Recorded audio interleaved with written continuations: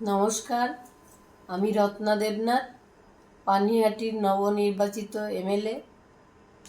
আমি বলতে চাই, আমাদের মাননীয় মুখ্যমন্ত্রী, আমাদের সবার প্রিয় শুভেন্দুদা মাত্র এই কয়েকদিন ক্ষমতা হাতে পেয়ে যে কাজগুলো করে চলেছেন অবিরাম, সত্যিই তাকে আমি স্যালুট জানাই।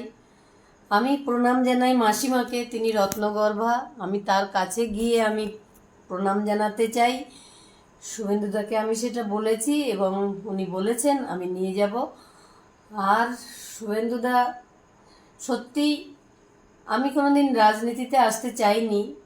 যদি আমি এই দলের নির্বাচিত না হতাম, আমি বুঝতেই পারতাম না সত্যিই ভারতীয় জনতা পার্টি এত ভালো কাজ করে। এই সরকার আমাদের যদি আগে থেকে থাকতো, হয়তো আমি মেয়েকে হারাতাম না। মেয়েটা আমার সাথে থাকতো এবং আপনারা একজন ভালো ডাক্তারের তার যে কঠোর পরিশ্রম দ্বারা যে ডাক্তারিটা সে শিখেছিল, সেই সেবাটা আপনারা পেতেন। সেটা থেকে আপনারাও বঞ্চিত হয়েছেন। তো যাই হোক, শুভেন্দুদাকে আমি সত্যি প্রণাম জানাই যে এত তাড়াতাড়ি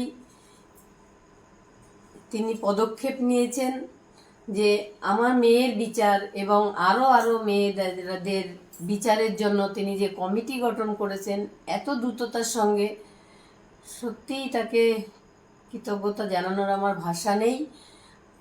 তবে সব মেয়েরা বিচার পাক, ভয়হীন একটা সমাজ তৈরি হোক এবং আমরা যেন সবাই সেই রাম রাজত্বে বাস করতে পারি। এই সরকারকে সাথে নিয়ে আগামী বছরের পর বছর আমি চলতে চাই। আর যেন সত্যি রাম রাজত্ব তৈরি হয়।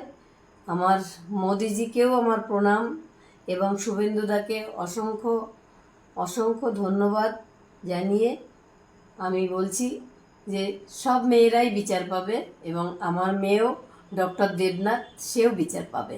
নমস্কার, সবাই ভালো থাকবেন এবং সবাই হাসি খুশি থাকবেন এবং সবার শুভ বুদ্ধি হোক, শুভ সংস্কার হোক সবার, এটাই বলার আমার। নমস্কার সবাই।